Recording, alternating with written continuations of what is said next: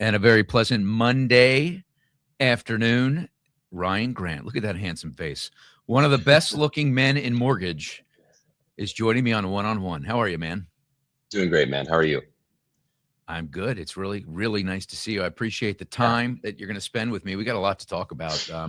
First of all, we're going to talk about things at Better and Vishal's exit and kind of the market reaction or perhaps overreaction. But then beneath that and beyond that, you've done some incredible things in this business and continue to build a really wonderful business around different concepts than what everybody thinks of when they think of how to originate a mortgage and run a business. So I'm equally, if not more, excited to talk about that. But before we get into that, I want to talk about Vishal because he stepped down this week, and it created a lot of noise around Better and speculation and things like that. And I did a Yeah. post basically tipping my cap to him as an innovator, which he absolutely is, a guy that saw AI and saw innovation long before many in mortgage did. And in fact, in my post, I said that many are chasing what he had envisioned on that whiteboard. And it's absolutely true. And you came back in the thread and said that you really appreciate and respect the measured perspective I brought to that. And you said to anyone with strong feelings about Vishal Better, or if you just want to know more about the story from beginning until now, please reach out to me. And what I love about what you said, Ryan, and anyone that knows you, and I only know you peripherally, and obviously I've seen you at conferences, but I know your reputation as a stand-up, super honest guy, and I just love how you put it out here like this in the bottom sentence, the bottom paragraph. That doesn't mean ignoring mistakes or pretending the journey has been perfect. Could the road have been less winding? Of course, but what has been built is real. The progress is real. And the opportunity to better serve consumers, mortgage advisors, and our industry is real. And so I saw that and went, wow. I mean, talk about raw and real in a moment in time. So I thought, what better platform than this one for you to get on and tell us, what is the story? What do you want to share about Vishal's exit and about the current status at Better? Yeah. I appreciate the opportunity. And again, I just appreciate the way that you look at the industry as a whole. You always see both sides. You always look for the good and the opportunity. And that's not very true, right? Most of us, and myself, I used to kind of fall into the camp of, I would have a kind of a predetermined notion on something and I would dig my feet in, and that would be my belief system. And the curiosity that I have been able to create over time has really been a superpower, and you show that every day. So thank you for that. Um, our journey from Neo is not dissimilar to others, right? I mean, it's been a constant evolution. It's been a constant measure of growth, continuing to look for what is the future of this industry and how can we lead into it. And so when we made the decision to partner with Better, they reached out to us in kind of the middle part of 2024 because we had a massive opportunity to solve a big problem they had, which was that they were generating thousands of clients every single month in terms of pre-approving people for a mortgage, but then those clients that were pre-approved on their website would close with local mortgage professionals at even higher rates and higher terms. And so when they reached out to us and they said, hey, we've built incredible technology and we have a problem where the data shows that when people buy homes, they want their mortgages from local people. It's just, over and over and over, the industry has proven that to be true. And honestly, one of the reasons we felt good about going to this partnership was Vishal. I mean, without visionaries like him, without people that think well into the future, we'll be slow and we'll be stuck. And I think that's been the history of the mortgage industry. And this is my 21st year. And leading up until my meeting with Vishal and the Better team, I hadn't seen anything different. It had been the same LOS, the same this, the same that, right? The same price models, right? The same execution.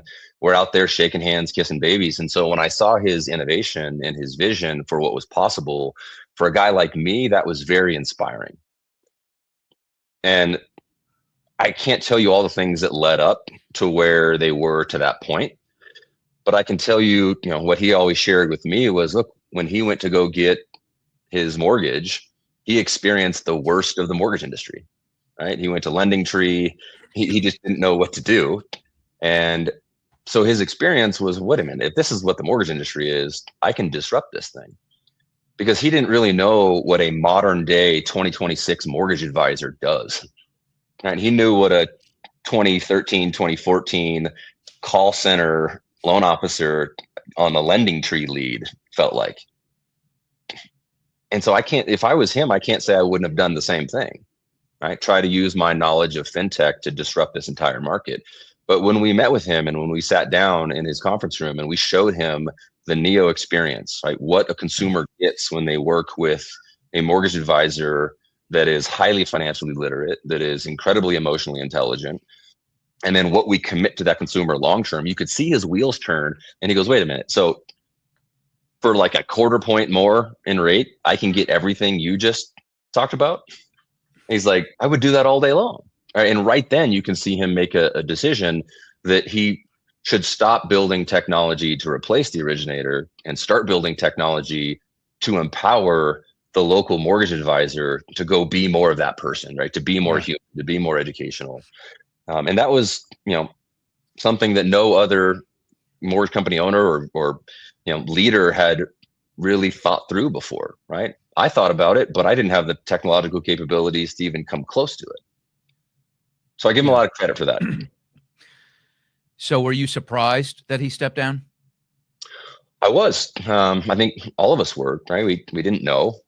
We don't have a ton of inner working knowledge of board conversations and that kind of stuff. We are head down doing what we know how to do, and so it was definitely a surprise. But I think when you look at the maturation of any mortgage company, right? If you look at the maturation of any company in general, not just mortgage company, like they have an arc, right? And the arc is usually someone with a crazy idea, right, takes it really, really far, but without like really disciplined operators, it kind of stays in that futuristic thing. And he's a guy that is driven by what's next, what's coming, look around the corner. And if anybody can relate to that, it's me, right? Because in my mortgage practice, when I was growing, I was always looking for the competitive advantage, for what's different, for leverage opportunities.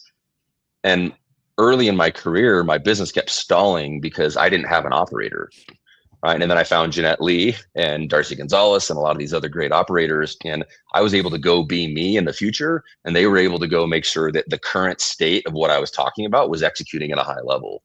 And if you just don't have great operators, then that vision or that kind of future casting, it's just hard to show up, right? And so I think when you look at Vishal and what he's done, and I'm certainly a big fan, and respect what he's built. Yeah.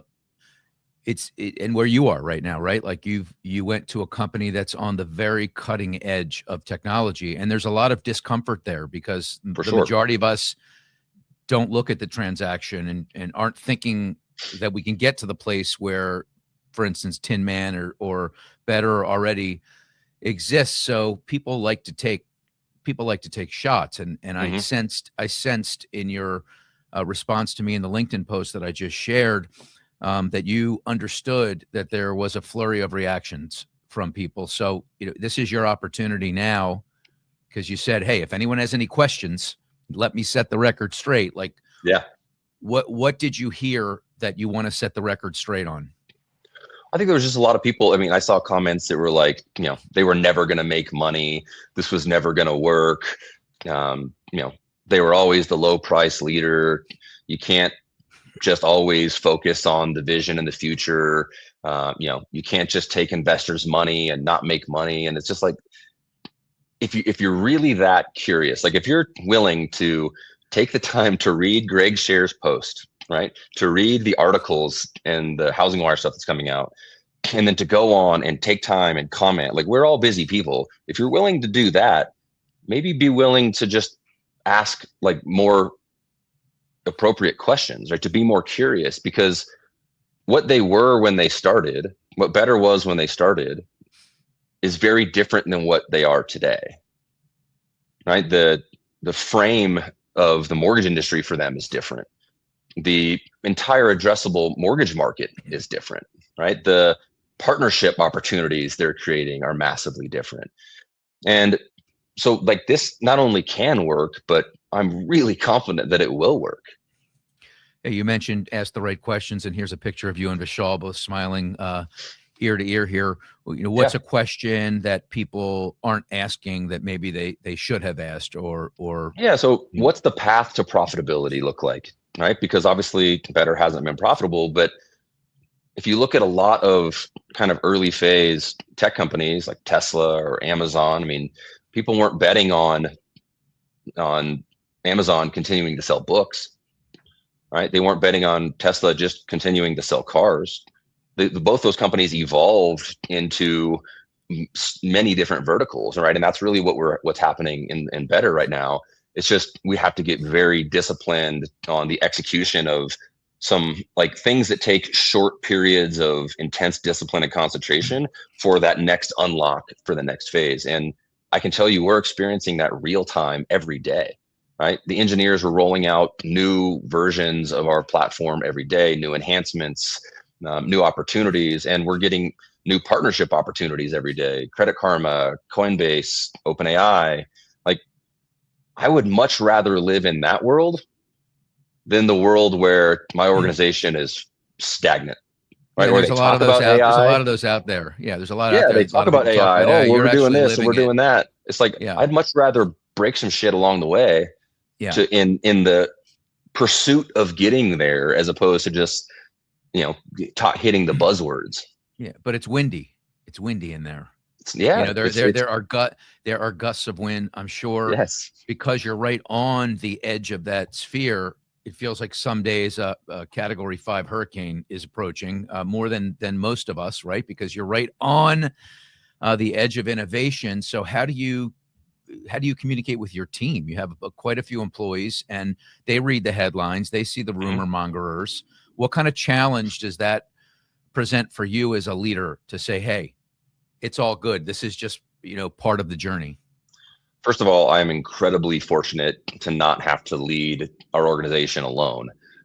This is not a solo journey, right? Danny Hirani, who's one of the smartest, most intelligent operators in the mortgage space, is right there with me. Chris Ledley, who is, in my opinion, probably the best leader the mortgage industry has ever seen. Jeanette Lee running operations, Maddie Hargrove running people and culture, the amazing team that we have at Better, Jess Manna moving forward. And if we can just unlock him to be more in his genius zone, and we can really focus on day-to-day execution, making sure that the engineering team stays hyper focused on the most important things, like we'll get to profitability quickly, we will be able to scale. And I think that this whole question of like, are they doomed? It seems silly from us on the inside, right? Because we don't feel that at all.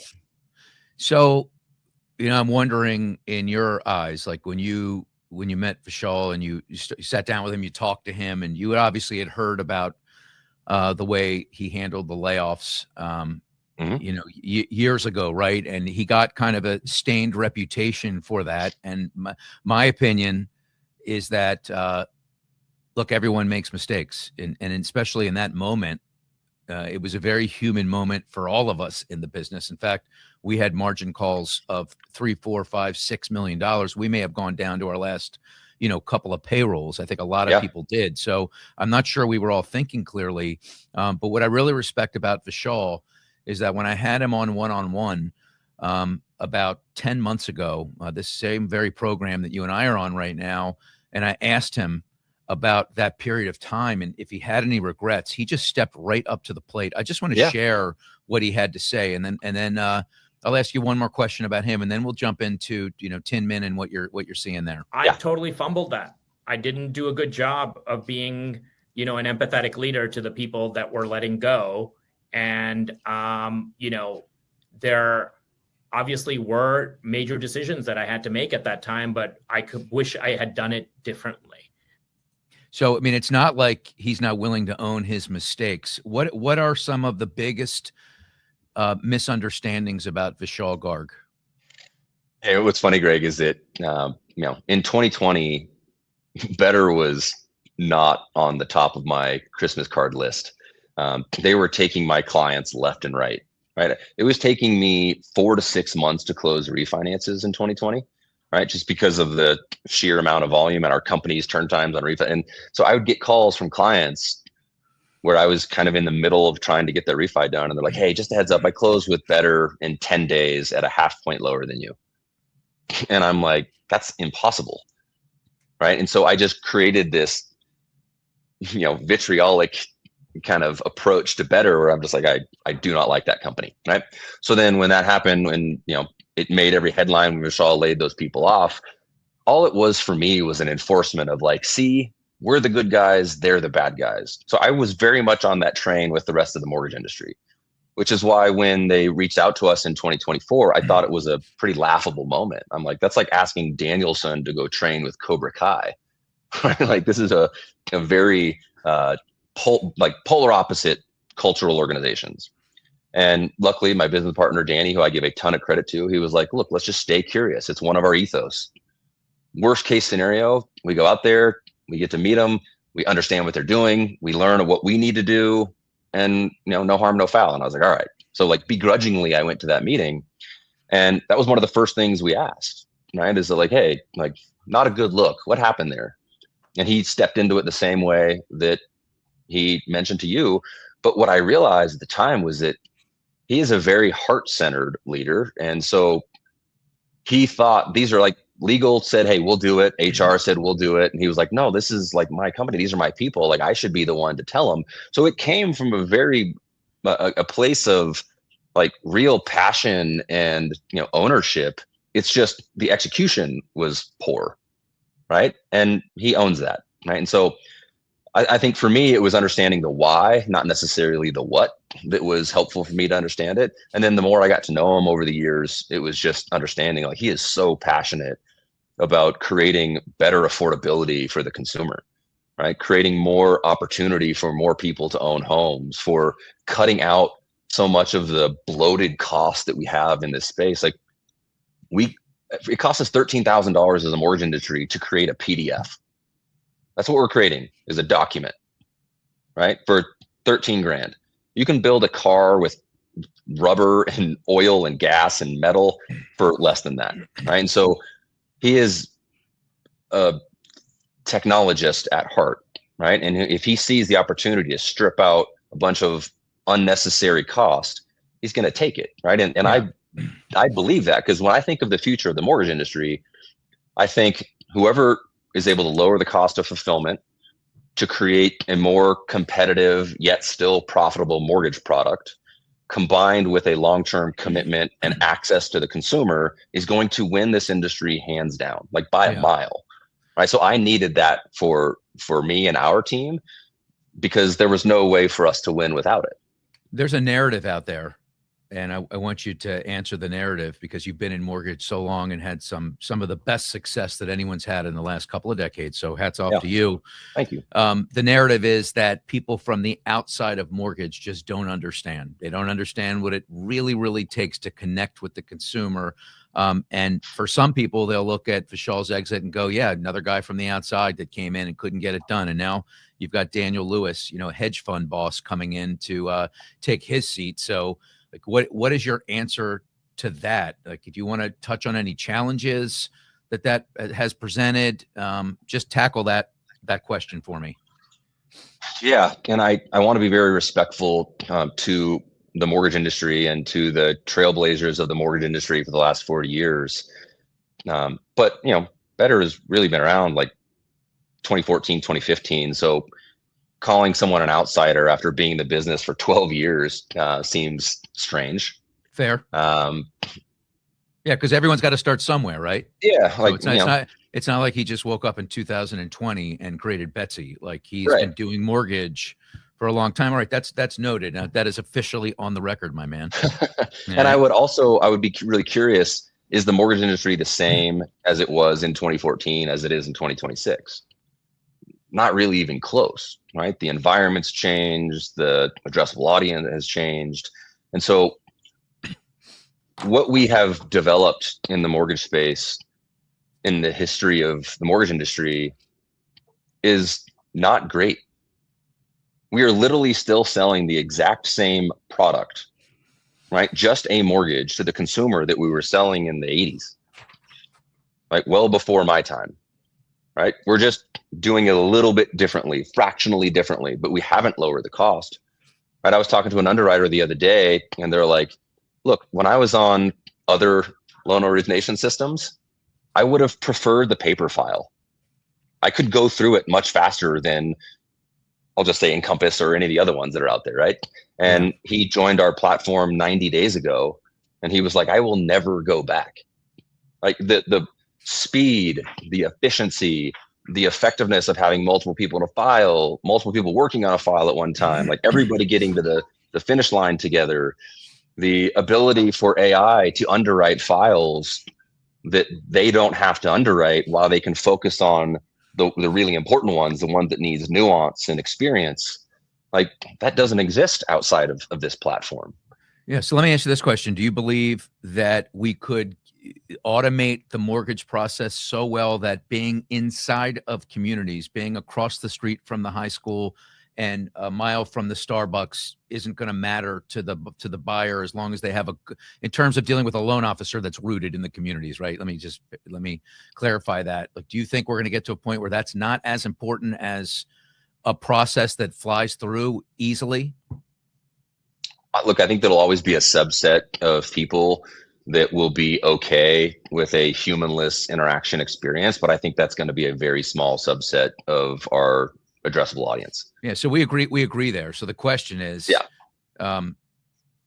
is that philosophically something that is challenging to you, being someone that believes you've got to be rooted in communities, yet you're tacking your wagon to software that speeds things up and, drives that lower cost to produce, which in the end, historically means the service just isn't as good. It's probably a misnomer. You'll push back on me, I'm sure. Yeah, for sure. I think you understand the question, but push back. Definitely understand the question. Our entire intent, right? I guess we have to probably kind of take a step back and ask what I really believe this industry should be. So 92% of Americans, which is a stat that I read, I don't know the accuracy of it, don't have financial planners, right? Don't have anybody advocating for them, don't have anybody giving them information. Their families are largely financially illiterate to some extent. And so I asked the question, who is educating or servicing or providing opportunity for the biggest audience in our country?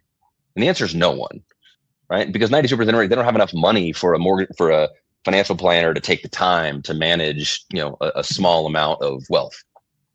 And so what I genuinely believe is that the mortgage advisor can step into that space. I believe that a highly financially literate, massively educated mortgage advisor who understands generational wealth planning, who understands taxes, who understands real estate, we can start making a commitment to the consumer that we will be the most valuable individual in their life. But every time I say that, people always kind of scoff at it. And they're like, how could we do that? We're buried already, right? We're so underwater. Whether you're helping 3 families a month or 30 families a month, both of those originators are struggling with time and scalability. It's just because our industry is structured to where the highly effective, educated mortgage advisor is doing so many of the wrong things. So what I believe is the future is that technology removes almost everything from the mortgage advisor's plate, with the exception of education, analysis, helping motivate somebody to do something that's inherently scary, right? Following up with them post-closing and saying, hey, you just bought a home, which means you own a home. But if you really want to become a well-rounded, successful homeowner, there's an infinite number of steps that are going to evolve as your life changes and evolves. We're going to be the team to help you through that. We're going to be the team to help you. Customer for life. Customer for life is what you're talking about. Yeah, but I have a triggering relationship with that term because customer for life is often used as a sales term with no ability to actually back it up. Right. And when I challenge people on that and I say, okay, describe to me what customer for life means. And their answer is, oh, I'm always here for them. People don't need that. Nobody needs you to be here for them. They need you to proactively be reaching out to them. But you believe saying, what you've built. You believe what you've built does cater to the customer of life for life. 100%.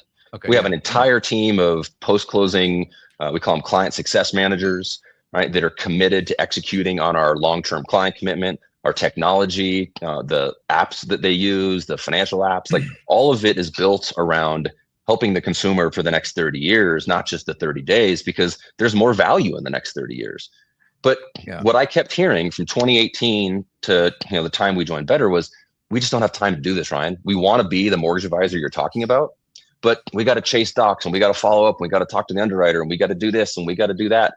And it's just because technology wasn't working for them. Scale wasn't working for them. Team building wasn't working for them. Right. So we've really built a space where the mortgage advisor can focus on being more human. That's different. They can connect more. That's different. Just like the customer for life is kind of a legacy thing that's just thrown out there, as you just demonstrated.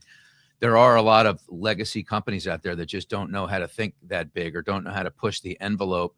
And so how much of that do you sense is out there still? Like, how much further along does the mortgage industry need to get? Are we halfway there to the right mindset? No. Are we not even close? Unpack that. Most of us aren't even at the start line. Like, you have to know what race you're running. Right? If you don't know that the race you're running is the long-term impact of the consumer, right? If you believe that the race you're running is get to the consumer, close the loan, you're showing up to the wrong race. Right? So if you're asking where we are as an industry in terms of, creating this future that I believe is more appropriate for the consumer and more appropriate for us, I think most mortgage companies and most mortgage professionals haven't actually asked themselves the question, what do they want to be when they grow up? Is that archaic mindset an impediment to your progress? I think it's hard. Like, I had a mentor of mine a while back when we first started Neo, and he said, well, tell me what's the future? And I said, well, we're just going to find every mortgage professional in the United States that believes what we believe, right? That has a heart for helping people long-term, for education, analysis, for impact. And then once we find all those people, we're just going to go, as far as we possibly can. And he started laughing. He goes, oh, that's cute. It's not going to work, but it's nice. And I was like, got a little offended. And I was like, what do you mean it's not going to work? He says, well, there's just not enough of people out there that believe what you believe. There's not enough people out there that even think about that. And so, to use a political term, you're going to have to effectively reach across the aisle, and you're going to have to influence and educate people as to why the mortgage advisor should be that person, why the mortgage company should have that lean, right? Why that should be the DNA of the organization. And then you'll be able to accomplish it. And he's right, because people still reach out to us all the time, right? We get great mortgage professionals that call and say, hey, I want to learn about what you guys are doing. And they ask the same questions that they asked 20 years ago. What's your rates? What's your comp?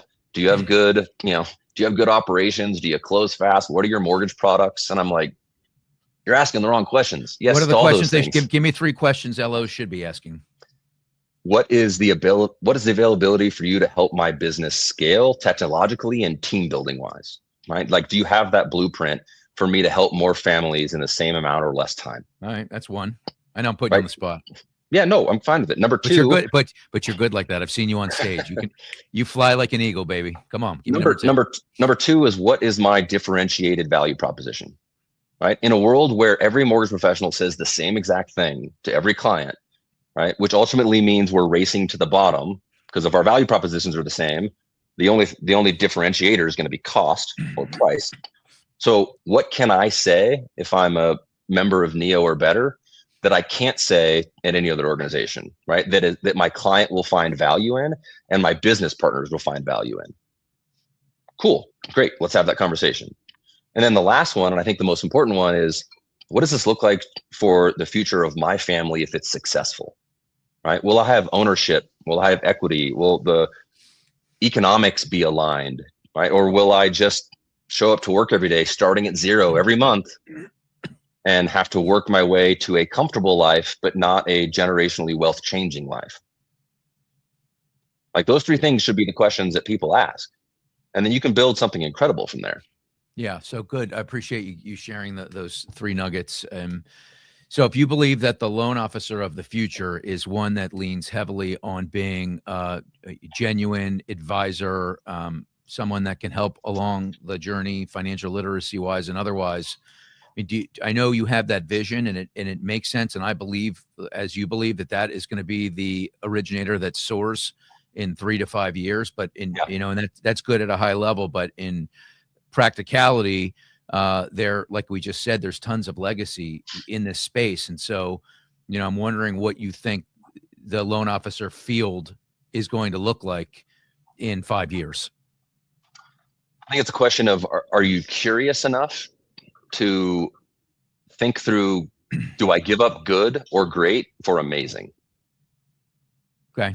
That's a question that a lot of mortgage advisors are going to have to ask themselves, because there's a lot of good ones and great ones right now that are winning in today's marketplace. Crushing it. We have some at NFM. I mean, we have people doing you guys have 20, great people 30, like 40 loans. Yeah. I mean, it's a month. So it's out there for sure.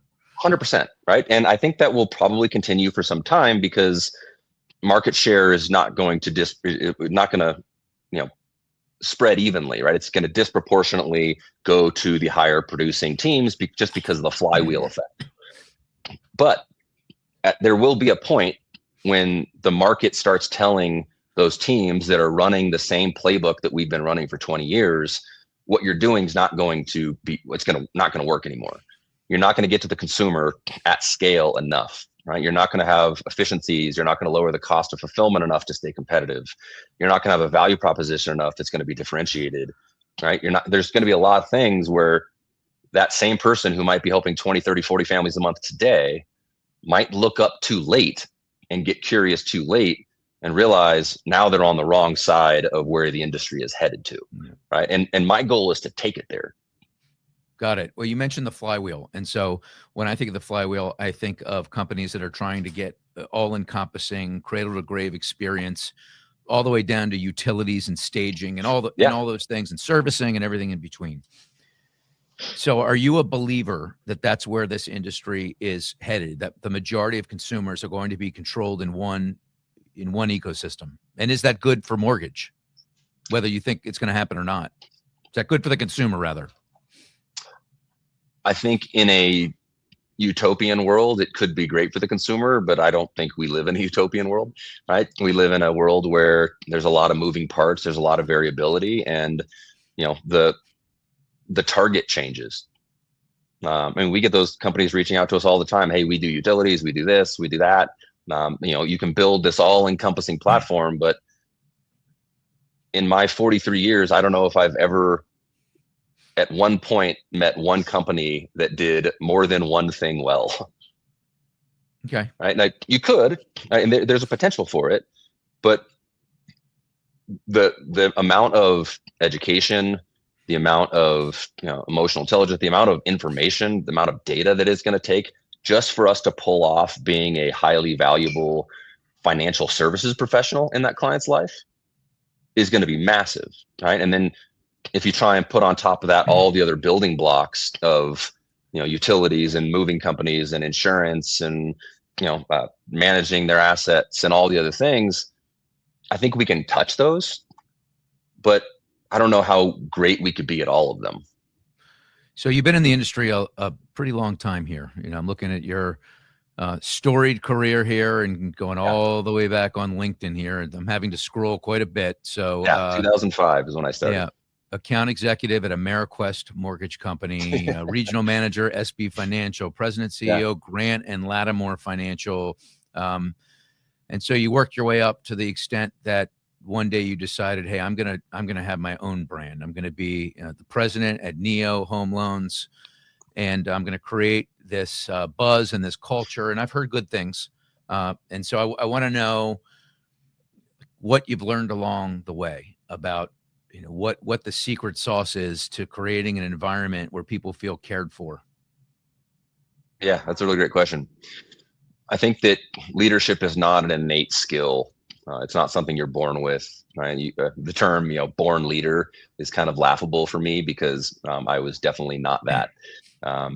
If you ask my teams when I was first started originating and building a team, they would very clearly tell you I was not a born leader.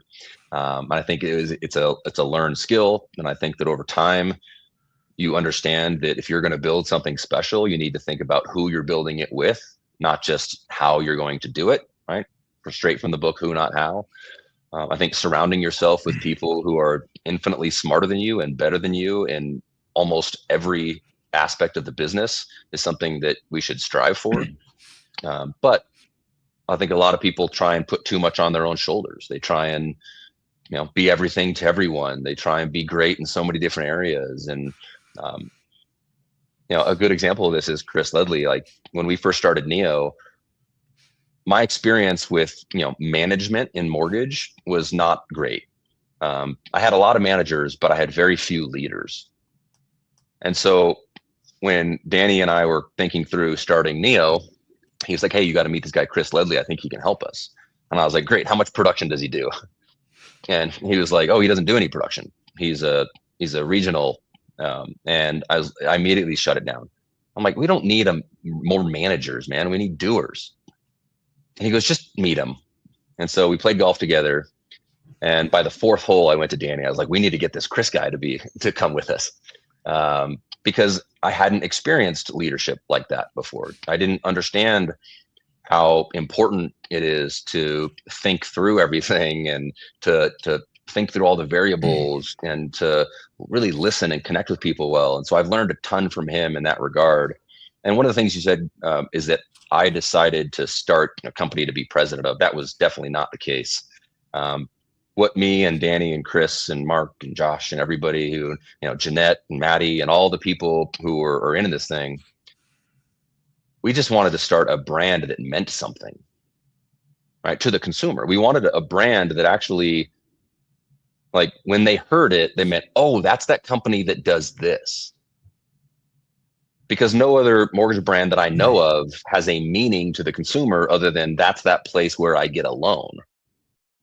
Right. And so we wanted to build something where the consumer said, oh, this is the company that actually helps you long term. Right. This is the company that will help you before a transaction ever starts. Like we brought in this marketing team recently, a bunch of younger guys, late 20s, and they were interviewing me for some content. And he was like, I don't think I'll ever buy a home. And I'm like, well, have you ever engaged with a mortgage advisor? He's like, why would I do that? I don't know if I'm going to buy a house. And like, that was a pretty obvious statement. 99.9 out of 100 people have no idea what a mortgage advisor could do for them before they buy a home or what they could do for them after. Right? They just don't even look at our industry that way. Right? They look at our industry as when I need debt to buy a house, then I have to get involved with a mortgage company in some way. We have to completely get rid of that as the stigmatism as our industry and start opening people to the concept and idea that we should help you years before you ever buy a home because we're definitely going to help you years after. Yeah. And of course, the challenge there is that doesn't ring the register immediately. And I'm not saying what you're saying is not amazing because you're absolutely right. We have to get people earlier on in the funnel way before the point of thought. So I'm definitely down with that. And I respect and appreciate organizations that are trying to help bring that vision to life, like First Home IQ, and what Dave Savage and Kristen Messerly and Todd Bookspan are doing. Before I let you go, I want to give you an opportunity to give a couple of shout outs to people in the industry who you really respect and admire, people that have helped you along your journey or people that you follow that you really respect what they have to say. Just, right off the cuff, a couple of names. Man, that is a long list. You'll leave some out. So I'll put the disclaimer in there that don't take it personally. Don't take Ryan off the Christmas card list if he leaves your name out. I'm specifically asking for a handful or less. Yeah, I think Dean Bloxham, who's the first kind of leader I had at iMortgage. I don't think he's not in the mortgage industry anymore. Alec Hansen, great mentor of mine early on. Todd Duncan, great coach of mine. Tim Brahim, amazing coach of mine. I've gotten to know Amir Syed recently, doing great things. I think through all the people that we've had the opportunity to be in partnership with along the way, a lot of the coaches, there's so many people. I probably need to write that list down. Yeah, you have a good time. You hang out in some. Cool, Savage for sure. Thank you for putting that picture up.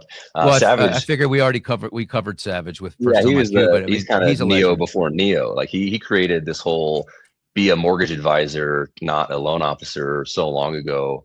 And everybody in that mortgage coach community, Denise Donahue, the way that she's leaning into this, everybody who's highly visible in the space right now, they're all like really elevating what it means to be a mortgage professional. And I can't tell them how much I appreciate that. Yeah, I'm with you on because that. we need that.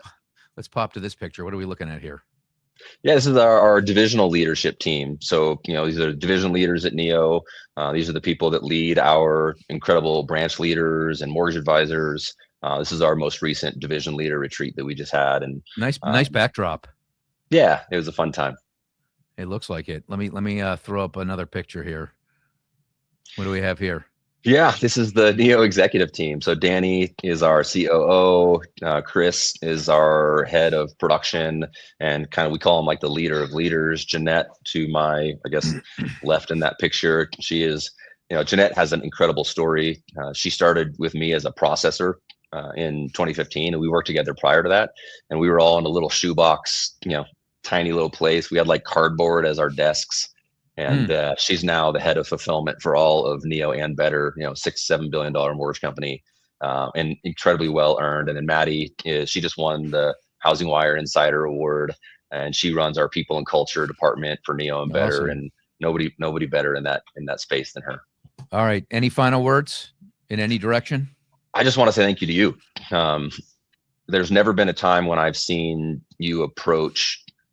There's a lot of drama in the mortgage industry. One of the things that Daniel Lewis said to me is he was like, "It's crazy how like dramatic the mortgage industry is. It's way more dramatic than any other industry that he's known, and it's the only industry I've ever known. So I guess that's my only frame of reference. But in a world where everybody tries to put other people down or say why something's not going to work or why this company's not great or that company's not great or I don't know why we lead with negativity, but you're all of us kind of inclusionary way of thinking, the way that you've stepped up as a leader of the industry to create conversations across the aisles, the way that you are curious enough to interview people who might be polarizing and have them have a voice or an opportunity to kind of tell their story. I think we need that more, right? And I just really appreciate the way that you've done that. I appreciate the platform that you've invited me onto today. And so I just really encourage you to keep doing that, because in an overly dramatic industry where people